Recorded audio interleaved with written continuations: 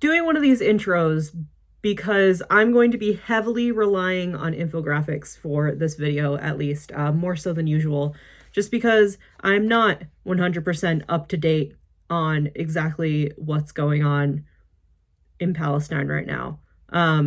Also not 100% up to date with what's going on in the United States. I absolutely should be, but I am currently not at this exact moment.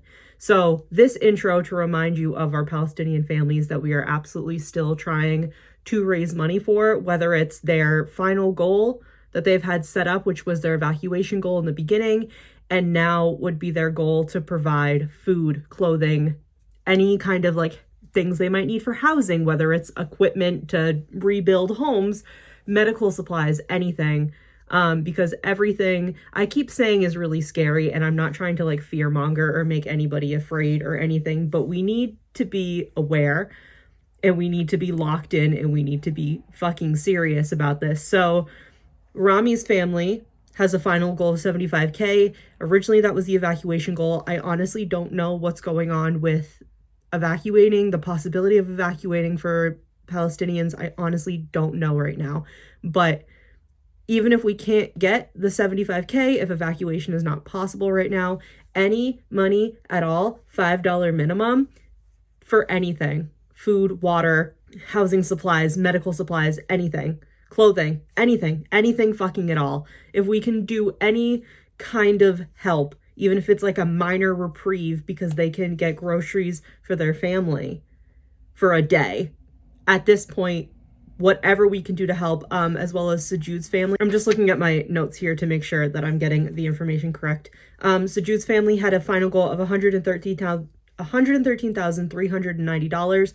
Again, if evacuation right now is just not at all possible, if the border is completely closed, if the crossing is completely closed, and Israel is not allowing any kind of evacuation at all. I know they've cut off aid trucks. Regardless, $5 minimum, any money we can get Sajud's family for anything that they could need, resources or anything. Israel has cut off aid, is cutting off water, is cutting off electricity, is cutting off aid trucks so that no resources can get into Palestine.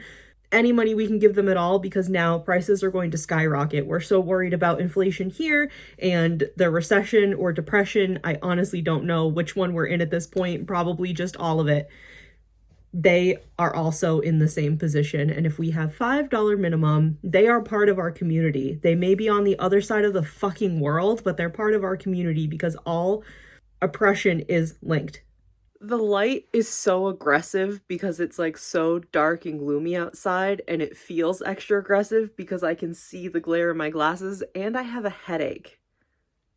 So, hence the like aggressively cozy vibes. Hello Friendzies, welcome back to my channel. This video is going to be kind of short and sweet because it still goes with the talking about books that we've been talking about all month. And this isn't something that's going to be like an immediate kind of vibe. But I think for the rest of the year, this is something I want to work on.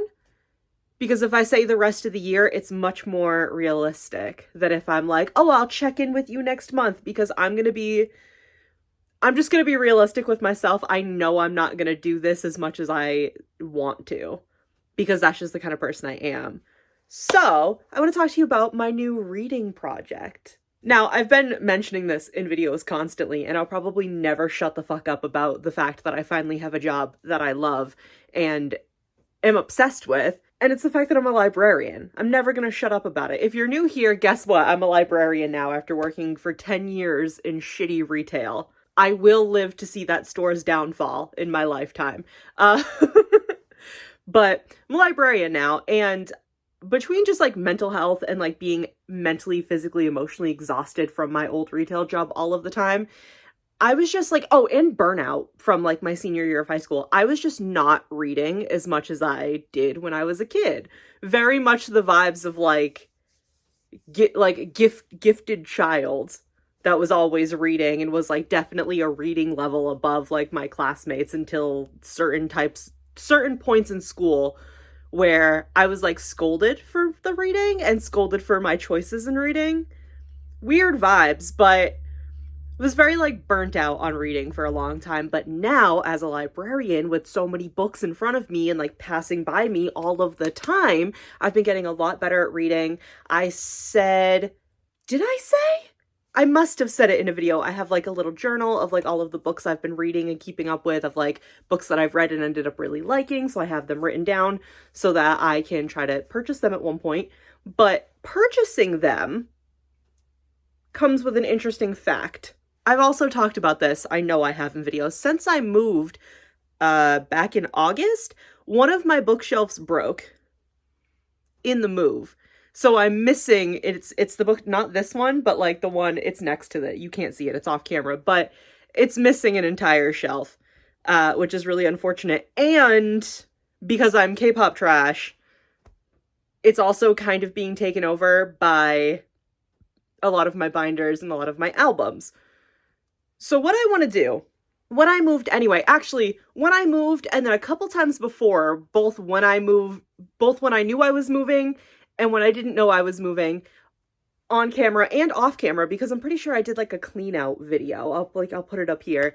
I went through the books that were already on my bookshelf. Like I've gone through all of these, and then the shelf that's at the bottom here are all like children's books. I've talked about going through my manga at different points. I have gone through these, and this shelf down here is like pop-up books. These are like my fairy and mermaid hyperfixation books.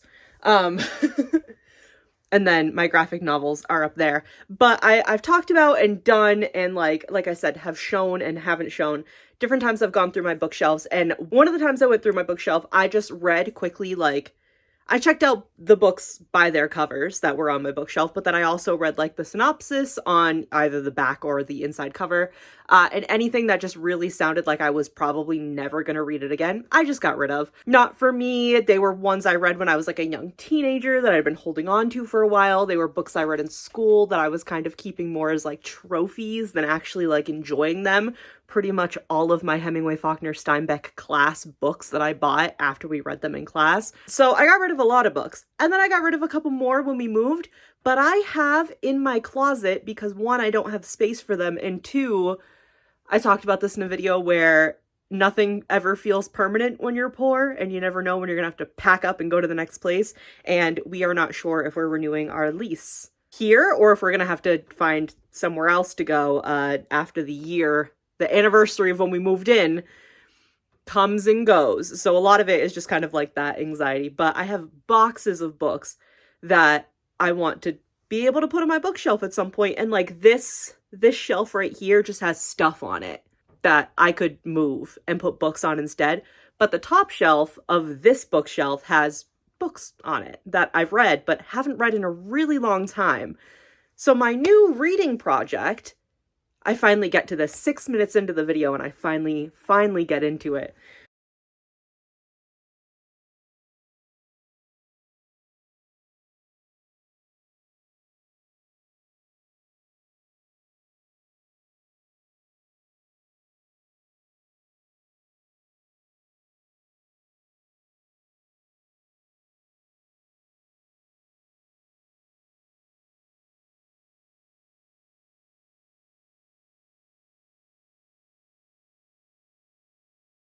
My new reading project is I want to go through my books, both on the shelf and all the ones in the boxes, and read through everything again.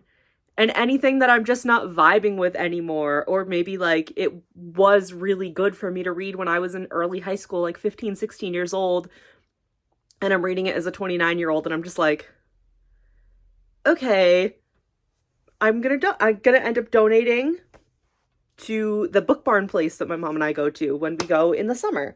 So this came on because I, like I said, have been reading a lot from the library. I've been getting books. I've been checking books out. Use your local libraries. One of the best things you can do for libraries is to go get a library card and check out books, or just use any of their facilities, any of the things they have to offer, join some programs. Okay?